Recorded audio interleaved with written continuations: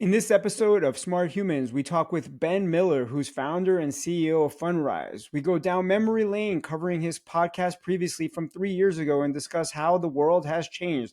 AI was not even a thing, and now it's a huge thing. He tells us about real estate. He tells us about his innovation fund for pre-IPO venture, and we also talk about private credit. We get lots of predictions about why 2026 is going to be a huge year for the economy, for politics, and the world at large. And he gives us some amazing predictions for 3 years out. 3 real estate markets you should think about, markets that you should be concerned about, and of course, some pre-IPO companies you can think about as well. Welcome to Smart Humans with Slava Rubin, presented by Vincent. In this alt investing podcast, Slava talks to amazing minds about their investment journey and finds out what it takes to make it in the markets. And now, here's your host and smart human, Slava Rubin.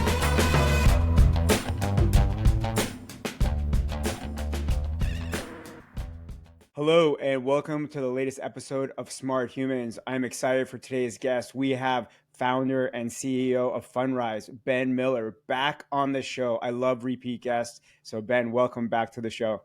Thanks for having me. Yeah, so one of the beauties of having a repeat guest is we're going to, skip some of the where did this all come from, where did you come from, what's your background, since we could always look at the previous episode for that. But it's hard to believe it's been over 3 years since you've been on the show. And just to put that in context, you were last on the show around October 2022, and people didn't even know what AI was or ChatGPT or Anthropic or any of this. So it's just like a whole new world. So thank you for coming back on. Yeah, it's great. I think we're going to show how unpredictable the world is. For sure. Here we are on the show trying to predict what the future is going to hold. So take that all with a grain of salt. Looking at some of the predictions some of the things that you mentioned, both the good and the bad from before, you were anti-crypto before. Where are you at on crypto today? Are you still anti-crypto? Well, crypto's evolved. It's evolved a lot. I think it's finally found an application. Okay. Which is stable coins. There you go. So just as perspective, BTC, Bitcoin, was under $20,000. You were quite short, not a friend of Bitcoin. It has seen as high as 120 something and now hovering in the high 80s. So I'm going to call that an error. That maybe it would have been better to be long Bitcoin, but who knows? Things can evolve. But I would love so you have some new perspective. Oh yeah, my crypto view is not about the investment. I don't have a view on trading cryptocurrencies. I was thinking about it as a real economy. Like, what's its use? Does it actually have economic utility? And it had limited utility until recently. So are you, in your personal net worth allocations, are you now exposed to crypto? Nope, no, because it's not a trade. I don't have a trading view on it. I just have it. I'm a builder.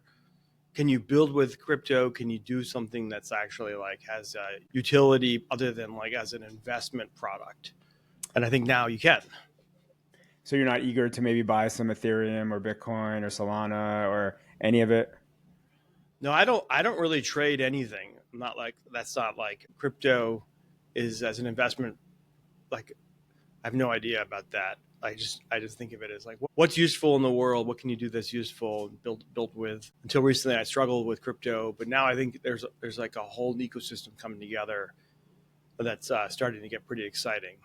What was really interesting is you were the first and still potentially one of the only people to say that you got all out of public equities when we last spoke 3 years ago. I think that was about a decade ago that you sold out of all of your public equities. So fast forward 3 years now, are you in public equities at all, or do you Nope. still have the same point of view? No, I'm not in public equities. No, I'm only in, it's because I'm so concentrated in Fundrise, really. That's Fundrise and real estate. I would say I'm very aligned with my shareholders. What's interesting about Fundrise is now you've advanced quite a bit with your innovation fund, which is like a pre-IPO type product, right? What's amazing is even before, I'm going to give you some massive credit here. I believe I'm going to get this right, which is even before AI becomes a thing, you're already talking about a company named Databricks back already a long time ago, which was pretty impressive. How do you think about getting into these pre-IPO companies, but kind of anti the public investment once they're public? Because obviously the the pre-IPO companies become IPO companies at some point. Yeah, I mean, I'm a private market person. The problem with public markets is really hard to rationalize anything. The price can be high and go higher. Price can be low and go lower. It doesn't trade on fundamentals. At least it hasn't in a long time. On private markets, generally, not always, obviously 2021 it didn't, but generally when you're investing in the private markets, whether it's tech or real estate, private credit, you're investing on fundamentals.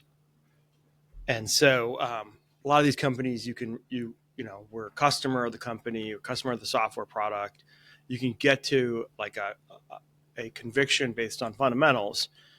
And that's usually where I operate from. That's why I have trouble with investing in crypto. Like, I don't understand the fundamentals. It doesn't trade on fundamentals. That's fundamentally like why crypto is successful, and why I just like it's just not for me, because that's just not how I tick. Sure. One of the other predictions is you were very concerned about Taiwan and what was going to happen between Taiwan and China. Fast forward 3 years, to simplify things, I would argue nothing has happened. Obviously, there's a lot more nuance to that beyond just that. Where's your head at? Because as a matter of fact, when we asked you for your 3-year forward prediction, it was credit default swaps against Taiwan, thinking that Taiwan would have trouble.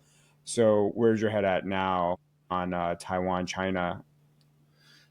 Yeah, I mean, the thing that surprised me is that the Republicans generally have moved to a new political philosophy where, Taiwan or Ukraine essentially not strategic to us anymore. And so, if China invades Taiwan, Russia invades Ukraine, we're not probably going to get involved, which is like, a break from the past 80 years. And I think that's really pretty big. I mean, I didn't see that coming. Usually Republicans were the hawks, Democrats were the doves. Now it seems like Democrats are the hawks, and at least MAGA are the doves, at least on like Russia, Ukraine, and China, Taiwan. So yeah, it was a total reversal of like historical patterns. So moving into today, do you think that invasion into Taiwan is still potentially happening sometime soon? Soon being whatever time period you say? I mean, Xi Jinping has said that he has it in 2028, 2029 is this, when he's told his military to be ready. So I don't know. I mean, this is the way these things work. This is why people like it's binary, right? It's not analog. Right. And if China did invade Taiwan and it went so badly, like, I mean, you're talking about like probably the worst thing that happened in anybody's lifetime since probably World War II or something. So it would be very catastrophic. It's hard to, sort of like, it's like an insurance policy. If you bought insurance in your house and your house didn't burn down, was it a mistake? Probably not. So that's why I think about Taiwan. It's the biggest risk in the world today, and you probably want to have insurance around it. How would you get insurance today? Credit default swaps is probably, or you could do deep out of the money puts on like certain companies. Like which ones? I mean, this is like I'm getting out of my depth, but because I'm not a public stock market person, but like Taiwan Semiconductors or certain Taiwanese companies. Given that you're a real estate person, I asked you for 3 markets that you were long 3 years ago, and I asked you for a few markets that you were short. I don't know if you remember which ones you said, but I looked it up. So it's my report. So the 3 that you were long, or from 3 years ago, were long Austin, long Columbus, and long Nashville. How has that worked out in the last 3 years? Yeah, I mean, Austin and Nashville's rental markets collapsed. Columbus probably has been fine. Meaning that Austin and Nashville have done poorly over the last 3 years. Well, it depends what you bought, but yeah, like it's been because office in those markets actually done well. I see. But rental has collapsed in like the Sun Belt. It got oversupplied, too much of it built. And then people who moved there during COVID, some of them moved back out because it moved back to the blue cities.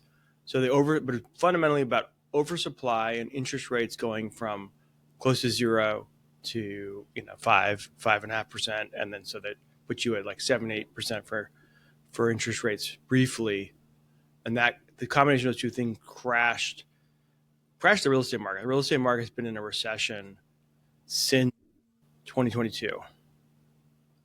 Yeah, we last spoke was October 2022, and Columbus there was the whole idea of reshoring and kind of Mm-hmm. bringing back industrial.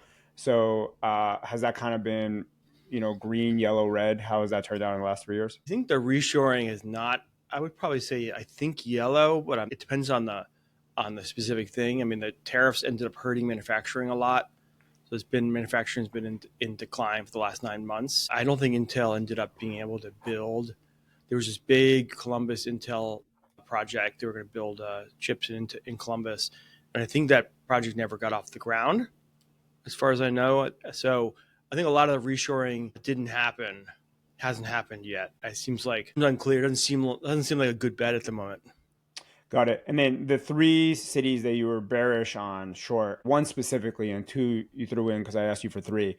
But the one specifically you were short on was Chicago, worried about corruption and all kinds of things that were going on there. And then also San Francisco and then DC. Keep in mind that San Francisco, again, you mentioned San Francisco before AI anything. So maybe San Francisco has evolved based on AI stuff. But how's that worked out, those three cities, Chicago, SF, and DC, in the last 3 years? Office has been Office Chicago, Office DC, Office LA, Office San Francisco has gone to zero. So Office went to zero in almost every big blue city except New York, which has been a little bit of a mixed bag, where Class A has done well and Class B and C's mostly gone to zero. So Office went to zero, but the Chicago and San Francisco rental markets, I mean, a little bit depends when you bought it. Because let's say you bought it when you said it, October 22. God, it's hard to do. I mean, I think Chicago's done well. San Francisco, if you bought high end, it started to come back in the last 12 months. If you bought, affordable or workforce housing, you probably got wiped out. Because San Francisco, essentially, AI boom has been really good for the top of the market. But then generally the mega trends of high interest rates, high inflation, and rent control has wiped out the bottom of the market in most blue cities. So it's and then San Francisco office, other than the Class A, generally like office office has been a bad investment for the last 5 years. So, and then DC has been horrible Across the board. Across the board, yeah. I mean, it was bad before, but then Trump kind of crushed it. Interesting. So seems like maybe you got Chicago wrong, SF kind of in between, and DC you nailed it. Yeah, and so like, what's the pattern here? 3 years ago, October 2022, interest rates had started to rise. Stock market had, I guess, started to collapse just about that point. Right? Yeah, it was early signal of bad times. Yeah, so like, if I think about what was happening and what happened, and then what happened since the stock market collapsed and then recovered way faster. Very rapidly. Because of AI. Correct. And so I think the big sort of like is that there was usually black swans are things you don't imagine happening that and then cause bad things to happen. You actually have 2023 becomes an awesome public markets year, and then followed by 24 is the second 20 plus year, which is surprising. And then now 25 is doing okay. Yeah. So like the black swan, usually definition of black swan is something you never thought existed, ends up existing. So AI is like a black swan, but ends up being like a gold swan or something. Right. And so AI ends up being saves the market, rebirths venture capital, rebirths the tech industry to some extent out of nowhere, and ends up creating this huge drive in all tech. And so private and public tech has done great. I don't know if you bought in October where you would be from October versus from the bottom. You mean the public markets? Yeah, yeah, I don't know that exact number. Because it fell a lot and then recovered. And a lot of times people talk about it from the bottom rather than I think from. 23 keeps on falling for a little while, but then also at the end of 23 is when you get Jerome Powell signaling that they're done raising rates. Mm-hmm. But maybe that was already predicted a little bit before that. But then, yeah, Yeah, so I think that like the public markets has been a little bit like the. I mean, it's kind of like this. There's been some winners and a lot of losers, and so depending on what you bought, because most of the mid cap, most of the Russell and things like that done bad. Most things other than the Mag mag set. 7 plus maybe like Nvidia and TSMC and things like that. Anything that wasn't AI hasn't done that well. Like real estate REITs, if you take real estate stock market, real estate stocks are the same price they were in 2016. So that real estate is in a deep recession. When you Hasn't exited, that's when you exited your positions. My position, yeah. Well, real estate's been crushed, absolutely crushed. And so when people talk about the stock market, they're mostly thinking about AI and maybe the S&P 500, but it's been which is heavily weighted towards the top 10 companies. And so if an equal weighting of the stock market is actually done really terribly, and market cap weighted has done really well. So it's the market and the economy is in a weird place because you have kind of this like the wealthy are doing better than ever, and the most people are struggling with inflation and high prices, and so there's sort of this split economy, which probably continues. That trend probably becomes the mega trend. I'll call it the Mamdani trend of this decade. Sorry, what's the Mamdani trade? Rich getting richer and the middle class under a lot of stress, inflation. Kind of like the K-shaped economy a bit. The whole they call it K-shape, but I don't like K-shape because I think it's like it doesn't like I like I'm being more colorful. I'm calling it the Mamdani economy. Okay, sounds good. So thank you for going down memory lane here. It's a bit different of an episode. Our first 18 minutes here, we're talking about the past episode. So super interesting. Just to back up a hair, you're an incredible entrepreneur, building up Fundrise, have ton of knowledge in real estate and now evolving beyond that. We're going to talk a bit more about you're really moving into two new asset classes, right? So pre-IPO with innovation fund, and then now I think you're doing private credit, right, with a wrapper around real estate debt. All super interesting. Before we dive into that, we always like to know how you like to allocate your personal net worth. So I know you told us before that you're not in public equities or bonds, which is incredible because that makes you rare and unique, but you probably knew that already anyway. Has anything changed for the way you think about your investments today, and how are you thinking about it? What are you allocating to? I think if I had venture investors, they'd be happy because I'm just 100% Fundrise.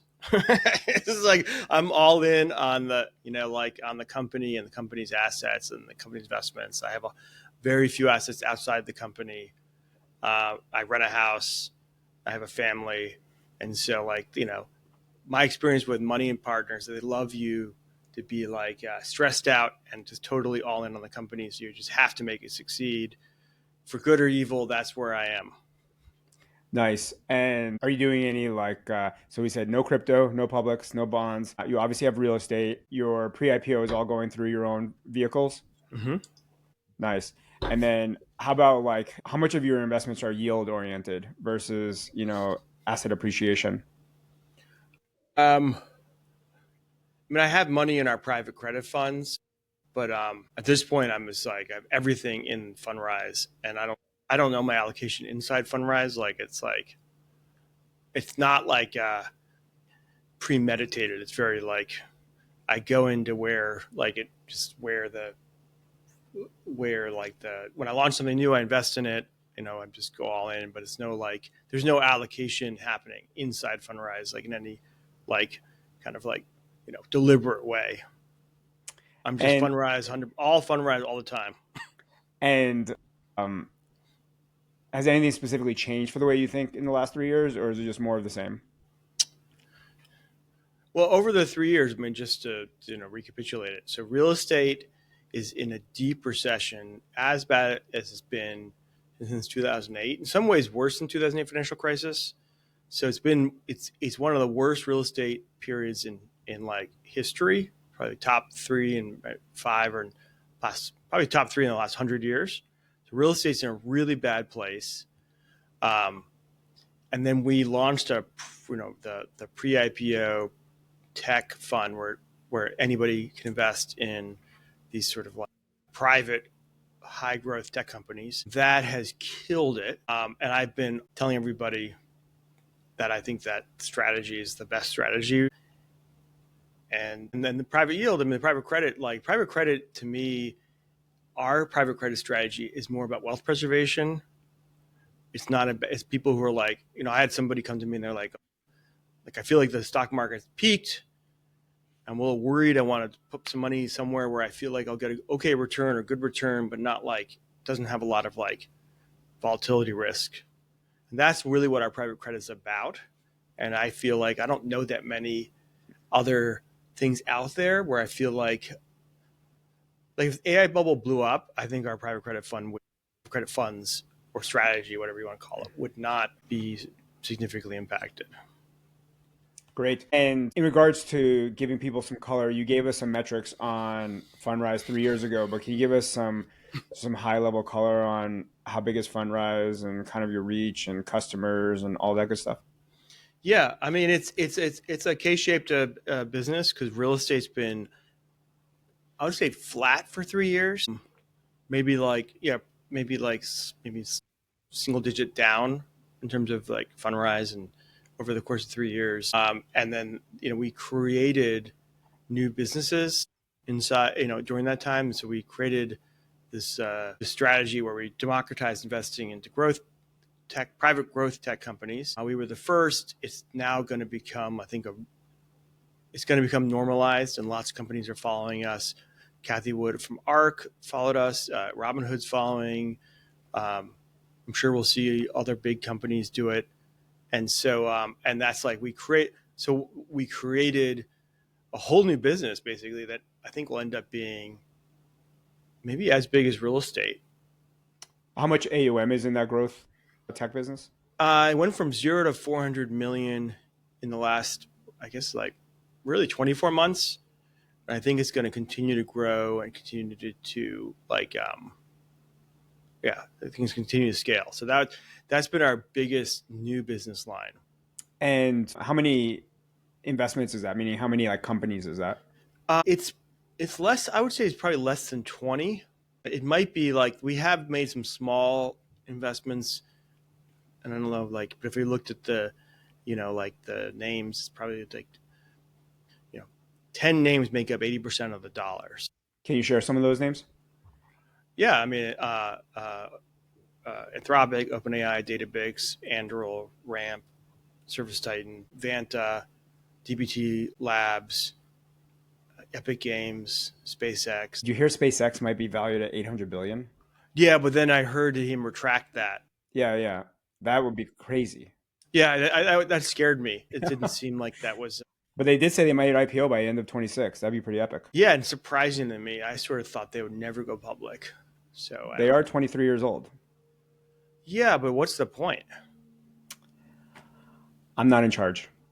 Yeah, I don't. It's definitely beyond my pay grade too. So, but it's not. It's a great business. I mean, it's a great business, phenomenal.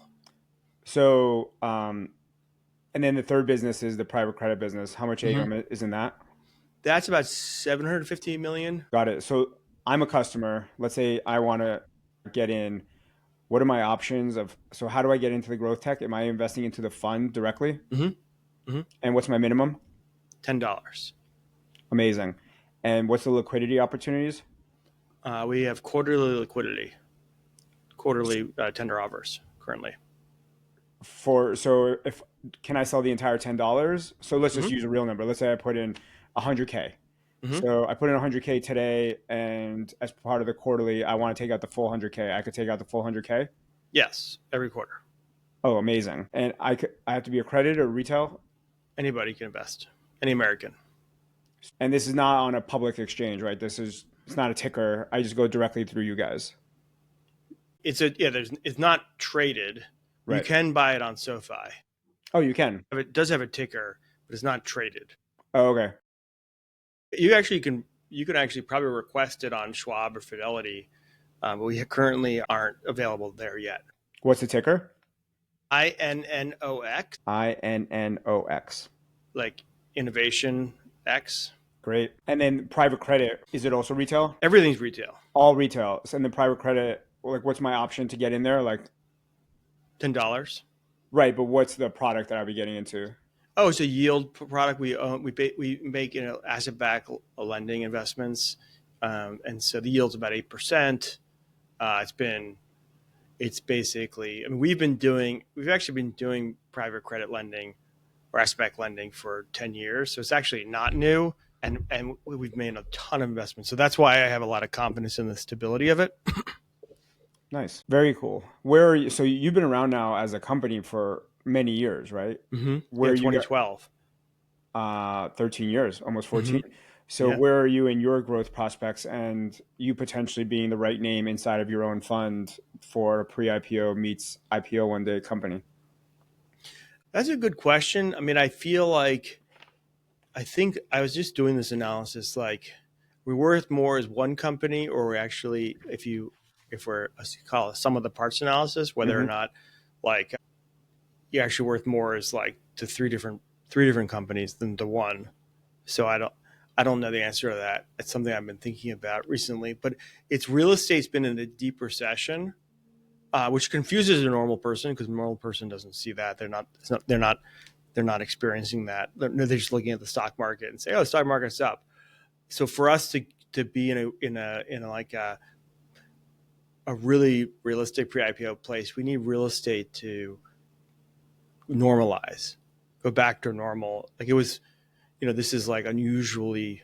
It's from 2009 to 2022 was like I would say like it was normal and it got really hot, but like it's been 2022 to 25 has been like it's kind of like the 2001 to 2005 sort of stock period, just absolutely like devastated.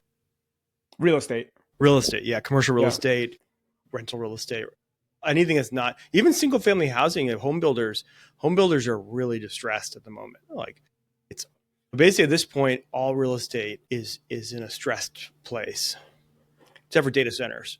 And in your opinion, like a good time to buy if you have a little bit longer horizon, or it's just I mean, concerning? I think it's bottomed personally. It's my view. My view is that I think that now this is like, as you point out, like, I feel like my predictions 2022, majority of them were wrong. So what is the lesson from that? And I came out of that experience being like, oh God, the world's super uncertain. I actually got a lot of the business decisions right, but the stock, the sort of these like large macro things, super humbled. I have no idea. I have no idea how the world's going to play out. And so I think the market's bottomed because I think interest rates are going to come down. I think that Trump's going to drive them down. I think they should come down. We could talk about the economy. And I think that's going to rebirth real estate. No new new construction, apartment building, new any buildings basically ground to a halt. And that should mean that there's a lot less supply and less competition, and rents should go back up. So the two things that are making real estate look really attractive today: falling interest rates, and no new supply. And those two things should create like a good tailwind for real estate. And I think it's like I actually think it's inversely correlated with AI. So you're to say, oh, if I think AI is a bubble, what's the opposite of AI? One of them is probably residential real estate. Interesting. You were talking about the sum of the parts. In the pre-IPO area, there's been a lot of momentum. Secondary Mm-hmm. trading is super hot. You just had some M&A happening, right? So Equity Mm-hmm. Zen gets bought, Forge gets bought, Industry Mm-hmm. Ventures gets bought by Goldman Sachs. I imagine a few folks come knocking on your door being like, yo, you have like the same but different. We should talk. Do you think about trying to ride that wave more or figure out how to get more scale through M&A? Yeah, I've definitely thought about that. And again, this is like why it's like maybe we're worth more to two people than one, because like we have created like multiple businesses inside Fundrise. So one of them is a direct to consumer fundraising platform, which essentially like no one else has been able to do. And that's primarily invested in real estate, right? Real estate is 2/3 of our assets under management, which is why like a real estate recession has been hard on the company. Now, our other asset classes are growing fast, so we're sort of diversifying rapidly. But like a real estate company, like a Blackstone or Apollo or KKR, like they're interested in that. And then there's like the actual like tech and the pre-IPO tech and all of the tech side of it. And that's like a Robinhood, a SoFi, Morgan Stanley, Schwab kind of. So there's really two different kinds of businesses in Fundrise. And there's a couple more coming that we're going to launch soon. Sorry, meaning like new products, new verticals, new assets? Business lines, new products, new business lines.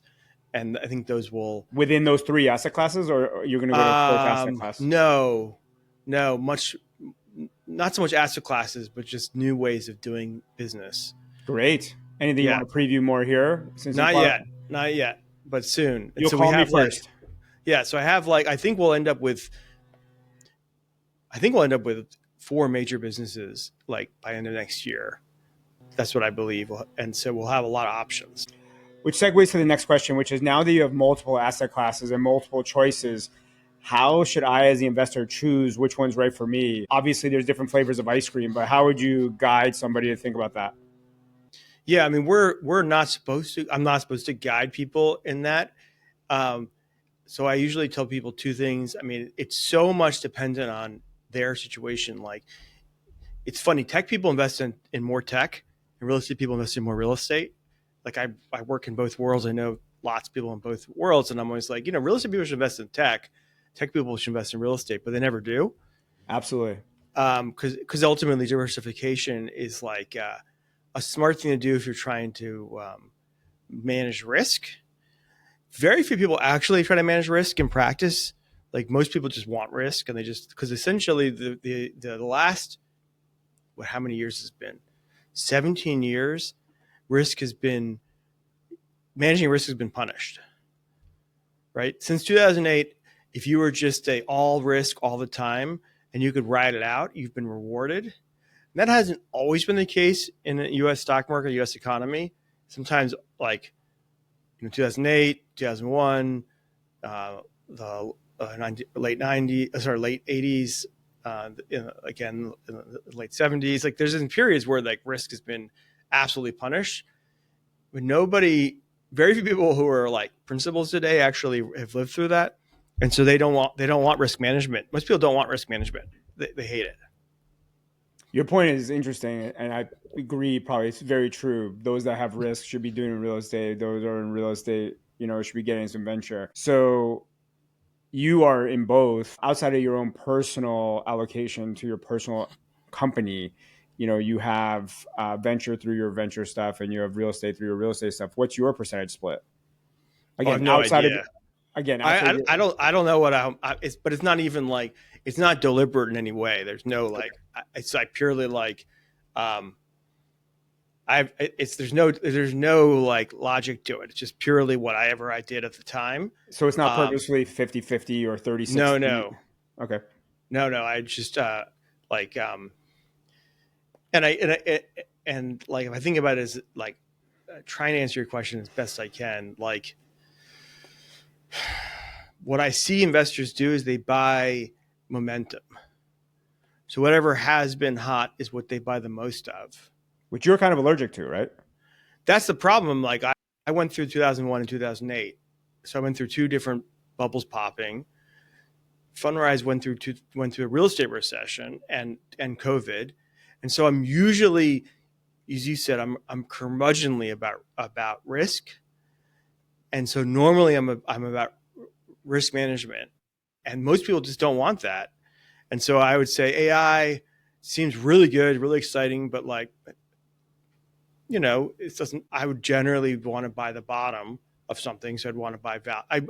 The funny thing, I'm a value-oriented investor, yet our growth tech fund we bought good names, and we bought them. I mean, when we were investing in these companies, like just, as you said, 2-3 years ago, like they weren't the hot names. Like they were good. They were good companies. Don't get me But wrong. they were not value. I mean, come on. SpaceX, Anthropic, Anduril, these are not value names. I mean, they went up a lot, which makes you look very smart and good investments. I'm not anti these investments, but they're not value names in any way, shape, or form. No, not value in the sense of that, but they actually like. I'm not going to speak about one, but I'll speak about them generally. You until recently, and I'd say last year, the year before that, you were buying these companies at really high growth rates, 100% growth at, maybe like 15-time multiples. Sometimes they were growing 200% a year. And I started trying to create this term, which is like, which is basically revenue. It's growth adjusted revenue multiple. I call it GARP, growth adjusted revenue multiple, gross adjusted revenue to price, which is like PEG, but for revenue. And you were getting these companies at like a steal. I thought they were a steal. I mean, I just thought, oh my God, like, like it's like some of these companies, you're like, if you compare to the public companies, they were just so much cheaper from a growth adjusted basis. They were just really cheap. That was my view. Now it's not a value investment in the same way, because obviously it's a growth investment, but they just did not seem overpriced to me. And you seem to be right, since they went up significantly. Yeah, but like as I said, like who predictions are, I'm humbled by that, and we're lucky. Our tech fund came out at the right time. We bought the right stuff. We diversified our fund, so I don't think we're like it's as we're not concentrated.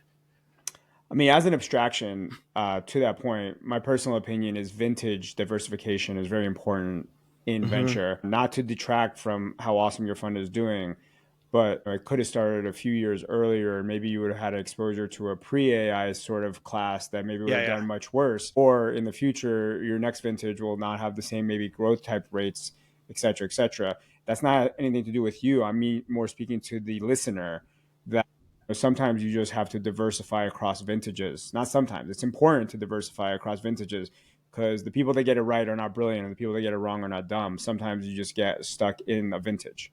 Yeah, I totally agree with that. And I would say two things that, and like an example of what I did it right and what I did it wrong. We launched our tech fund in 22. We started raising money, and we didn't deploy it. We had $50 million when Silicon Valley Bank blew up, because we didn't deploy it, and our returns were basically flat for a year.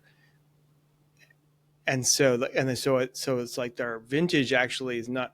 We ended up deploying it when we started seeing opportunities, and so that's the hardest thing to do, in because it's hard to know, and it's also hard from a kind of like discipline point of view. And then in real estate, the opposite. I did the opposite. Now I tried to hold back a lot of cash in 2021, but we still deployed too much at the top of the market. So to say what you just said, in the way I think about it, is the cycle is the most important thing in investing, and you don't want to be. Now you called it vintage because that's how a venture person would think about it, but I think in real estate you think of it as a cycle, economic cycle, and you don't want to be too much at the top. And so how do you manage that? Because the way I would say is that you'd want to be. There's different real estate's in a different cycle than private credit. Private credit's a different cycle than private tech. You can look at international, emerging markets. So you want to try to diversify where you are in the cycle and the way to do that, because you can't really sit on cash on the top, because you don't know when you're at the top. So that's another way to look at diversification, is just try to, okay, Europe was super cheap a couple of years ago. Japan was super cheap. They both went on a tear. America is really expensive. And there's a lot of people who think America is like probably a risky bet today, and you want to be emerging and international. Dollar seems expensive. So I think that like the way you manage cycle risk or vintage risk, as you said, is by looking across different asset classes, which is the opposite of what most people do, including institutions. Most institutions and people are momentum chasers. That doesn't always work out. It works out in venture, because venture is a momentum industry. The whole industry is just a bet on momentum over and over again. But if you're a person or you're an institution and you want to be diversified, you can't just bet on momentum. What do you see? We're around the corner to 2026. This podcast will come out in December of 2025 as we're now recording. What are your predictions for 2026? Well, what are the big questions? Big question is AI, are we at the top of AI? That's for me, is real estate at the bottom? Those are the two big questions for my business. I think that there's some political uncertainty around. You have a very different economy and different environment. If you end up with a House or Senate controlled by the Democrats, that could really affect things too. So I think those, to me, are the big things that are the political question, an AI question, and the real estate. And I think real estate has bottomed, and I think the Democrats will split. I think we'll have a split government after 26, which I think is going to end up having a huge effect on a lot of things. It's a lame duck presidency at that point. And then on AI, I just don't know. I think it's definitely riskier than it was a year ago. Like the risk, if you look at the spectrum, like you're paying a higher price, more things have to go right than before for it to be justified. But I'm not out of the market. It doesn't seem like it's not like 1999. I was there. It's not like 2007. It's not like 2021. It's not insane. It's just like expensive. So, a lightning round on the economy. So, do you think we'll have a recession 12 months from today? I think at worst a mild one. So, yes or no? Not a technical recession, no. No, but maybe mild. Got it. How about unemployment rate? Up, modestly up. Okay. High fours at the worst. We're at 4.4% unemployment or something like that. So maybe it goes to 4.7, 4.6. I love the precision. How about rates, federal fund rates? Fed funds lower for sure, 3.5 to 3. Which is how many? We're at 4 today, so that's like probably 75 bips a year from now would be like. So you think in 12 months we only go down three turns? 3.25 is like kind of a midpoint guess. Maybe 3 to 3, but it's like highly contingent on like there's like there's signs that the economy's reaccelerating. There's a sign this is slowing down. It's because it's a K-shaped. Binary. There's two different economies happening: the AI economy and the non-AI economy. That happened in 2010s. If you remember, Slava, like New York and blue cities, San Francisco were on fire, and like the rural heartland was getting devastated by opioid addictions. Like there was a really split economy in 2010s. It caused a lot of political strife. And I see that reemerging. Inflation? I think lower. Inflation's coming down. Yes, because a third of inflation is shelter, and shelter is like close to real time, close to zero, and the Fed measures it through this really obscure thing called owner equivalent, and so it's laggy, super laggy, and it's a survey. So, but I think it's coming down. Tariffs are a shock, one-time shock. So I think it comes down over the next 12 months. And even though you're not a public markets investor, this time next year, stock market is up, down, or flat? I'm like the last person to ask about that. I'm going to say flat, but that's because I have no idea. And you already gave us your prediction, which is you think there's going to be some significant elections in 2026, which are going to really switch things around, and you're going to have a split house, and Democrats are going to take some seats. Is that right? Yeah, and I think that's true. I mean, it's not going to be like some radical change, but I think that when a president's in the last 2 years of their term, they're a lame duck. It's all about who is taking over from them, and the Republicans are in the middle of a lot of they're war with each other between the sort of traditional Republican and the new Republican, and I think that's going to cause a lot of challenges for the back half of the Trump administration. A bit of a segue off of all of these economic predictions back to the original predictions, back to your core real estate knowledge. Can you give me a couple cities again that you're long today in December 2025, and a couple cities that you're short in terms of real estate? Yeah, I mean, I'm long New York. Wow. Okay. Long New Long New York. York. I think New York is like going to go on a. It has gone back into the office to work in person, and virtually no other city has. And I think that's going to cause all sorts of social, cultural, and economic consequences that are very positive for New York. And you're referring to commercial real estate. Well, I mean, I think it's just going to cause everything to be better. Got Rental, it. Everything. retail. Because it's all. If you walk around New York, I don't know if you've been to New York recently. Last year, it is just on. It's so crowded on the street. There's so much energy. There's no other city today in America that has the energy New York. And I was bearish on New York for from 2015 to 2016 to recently. So I'm like, I was very bearish in New York. Now I'm like, I couldn't be more bullish. So New York, number one. I think San Francisco obviously is obvious. Number two, I think that Dan Lurie, the mayor, is just phenomenal. I think they got the politics right and the business right. It's going to work out for them. Three, probably I would probably say in Austin is at the bottom. If you wanted to buy today, I think Austin. Sorry, even though Austin did poorly over the last few years, you're saying Yeah. because it's bottom, it's an opportunity. Yes. Got it. And That's my call. Yeah. Where are your shorts? I'm probably short Washington, D.C. again. Oy. Wow.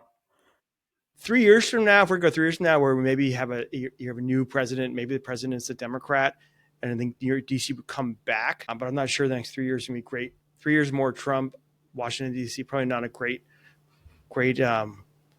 city for growth. Other cities, I'm bearish on Los Angeles.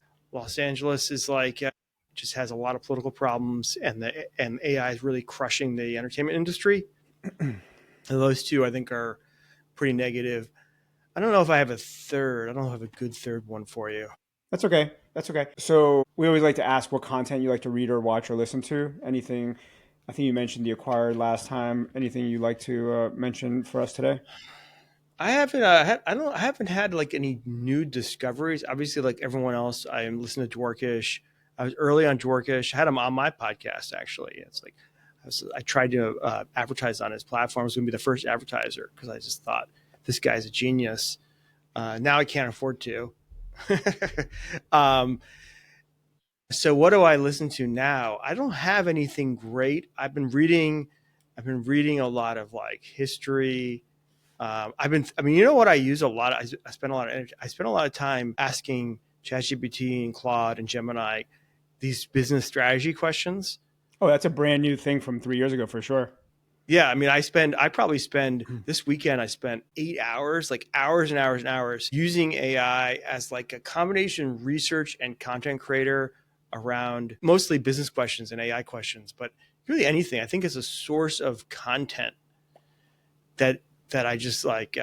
It's so different. You get much. Yeah, it's not content in the traditional sense because like I'm using it. It's like it's almost like I'm interested in a topic and I want to learn about it, and I use it as like a source of, instead of Google and reading blog posts, I'll use AI and sometimes look at the sources. So this question about is AI a bubble, I've spent 30, 40, 50 hours on. And because if I ask a question of ChatGPT, I'll go ask it on Claude Gemini to see and ask it different ways. And so it's been a really fun way to like think about something. Amazing. And then we always like to put our people on the spot for a prediction for 3 years out. So what is one public market stock that you'd be long, and what will be one non-public markets investment that you'd be long? Anything. We prefer if you don't sell your book. Yeah, of course. I can't. I'm regulated. Public market stock. Shoot. I should have prepared for this better. Give me a second. I'm thinking, look, I like it. 3 years from now. So I think a lot of these pre-IPO companies are going to be public. And so I want to say one of those companies. Sure. Like I'm really bullish 3 years from now. Anduril. Well, that'd be your private today. It's private today, but it's public within 3 years. No, but you could pick Anduril, but that would be your private. Oh, okay. Well, let's go first for your private. Would Anduril be your private? I think from a risk-adjusted return point of view, I just think it's not as correlated with AI, and AI could go through a choppy period. I think Anduril is like a mega trend. Right. It's a defense tech company, just to tell others. Yeah, it's. I mean, if you think about the things I think about, the big things that would be most disruptive, and so if drones became commonplace, it could really disrupt public safety and national security in a way that like we haven't seen in a long time. Like maybe nuclear bombs where it's disruptive. And so if we don't have, and that's just such a serious mega trend, and AI and Anduril is the leading US solution to that. Great. So I think that's what that's your private pick. And then do you have a public markets pick? Meaning a public stock that exists today that you're long 3 years from now? I mean, I guess I'd go like, I'll just go like a real estate REIT, like MAA, Mid-America, Equity Residential, something like that probably is. MAA or EQR. Those are two, they own rental residential. MAA, Mid-America, owns rental residential in the Sun Belt. EQR owns rental residential in the big blue cities. So I think those are both two. Over the next 3 years, we'll see like strong. They sort of are like proxies for what we own in our own real estate portfolio. Awesome. Well, Ben, thank you. We covered a ton. It's been a windy road here from being shocked that you're now supportive of stablecoin and the idea that there's a crypto use case, going down memory lane and talking about what you got right, what you got wrong, the fact that China has not attacked Taiwan yet. DC is a horrible place for real estate returns. AI was a golden swan. And now, Fundrise is moving into not only a second product, a third product, and soon one day, couldn't get it out of you, a fourth product. But you guys, since we last spoke, have now created an awesome growth tech business, $400 million of AUM with some killer names, SpaceX, Ramp, Anduril, Anthropic, and many others. Your private credit business is doing really well. I love the fact that you've invented your own term, which is GARP, the growth adjusted revenue to price, and trying to find some value there. You really think that real estate has bottomed mostly because of falling interest rates and because there's no new supply. You made some predictions for us that there's not going to be a recession, maybe a mild one, that the unemployment's going up but moderately, the rates are coming down to maybe 75 basis points, inflation will actually start to decrease, and all of this will lead to a flattish stock market. You gave us some long predictions for real estate. Very bullish New York City, bullish San Francisco, and then also think Austin has bottomed. And you're short on DC again. AI is not helping Los Angeles, and your new content that you couldn't tell us 3 years ago is actually AI, which it's incredible. The fact that you're using it as much as maybe you would have been using a podcast or some blog, etc. You gave us your REITs for public markets, MAA or EQR. Of course, you gave us the defense tech company Anduril as your private pick for 3 years out. Ben, we covered a lot. Thank you so much. Amazing job there, Slava. Thank you. Smart Humans with Slava Rubin is a podcast brought to you by the team at Vincent. Any data, text, or other content in this podcast is provided as general market information and not as investment advice. Past performance is not necessarily an indicator of future results. For more information on alternative investing, check out Vincent at www.withvincent.com.